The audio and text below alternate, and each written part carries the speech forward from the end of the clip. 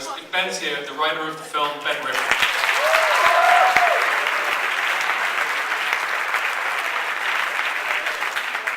We're very fortunate to be able to have open questions right now. Like, let's start right here.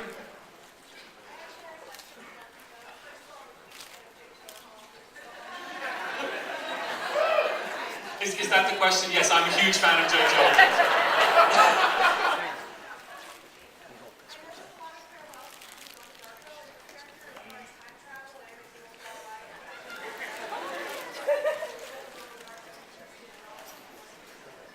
Their question is about the parallels, perhaps, between this film and Donnie Darko. I mean, did that affect the casting of the film? Duncan. You know what? The casting of the right person to work in this partnership was key to making this film, which is why I was honored when Jake asked me to come and direct it.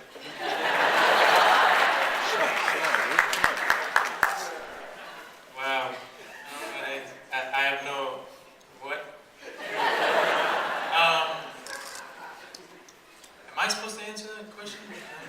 First of all, thank you. That's very kind of you to say. I'm a big Duncan Jones fan.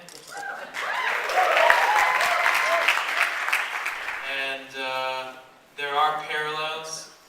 My mind does not work in a linear way, unfortunately. And I think that benefits, you know, the stories that I involve myself in, but neither does Duncan's. So we're a team, and that's the answer to that question. Super. Just to explain that a little bit, I went and met Jake in LA to discuss a film which I've been trying to make forever, and he said, you know, that sounds really fascinating. One day we might be able to do that, but right now take a look at this. And he gave me the source code script, so that's how I got interested, and I thought it was fantastic.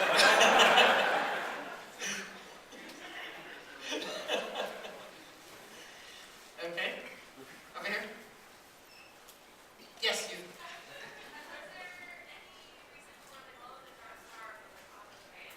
Question is about the glow-in-the-dark stars at the top of the van.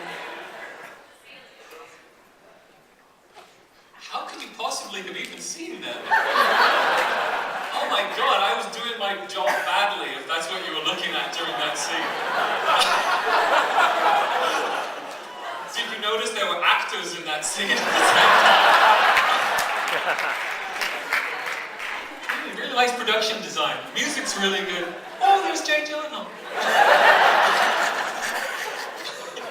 I'm not answering that, I'm sorry.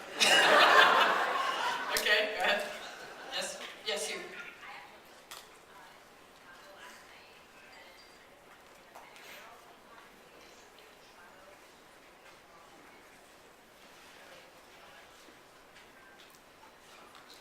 So that non-question was about how, is there a question? The non-question part was how awesome the aerial photography in Chicago was. And the question is? That was it, that was it. Michelle Monaghan has spent a lot of time in Chicago. Yeah, no, I did. Fortunately, I went to college in Chicago. It's a great city. But actually, honestly, we unfortunately only shot one day there. But the one day that we shot there was that particular day, which was a picture-perfect day. It was just blue skies and the flowers were blooming. And so, so anyway, thanks, Chicago. I did. Nice. Right on. Okay, the gentleman right in front of you. Yes.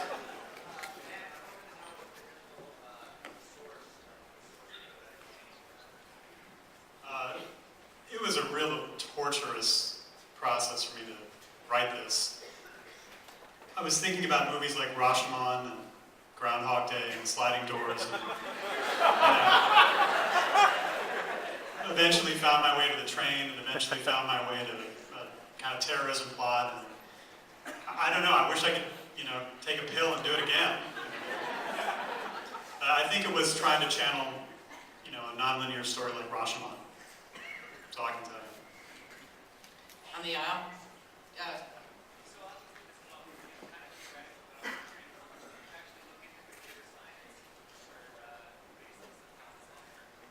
The question is that this is obviously theoretical, but how much are they looking at the basis of computer science to see how this would all work, right?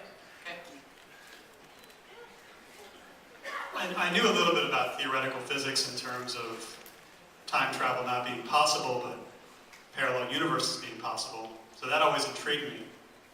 And I've never seen a time travel movie that wasn't about changing the past, which is what Coulter wants to do the entire movie, is change the past. The early drafts that I wrote had a lot more science and a lot more explanation. You saw a lot more technology. And what we found is by stripping that out, by stripping out the explanations, it became somehow more believable because everyone just sort of accepted it.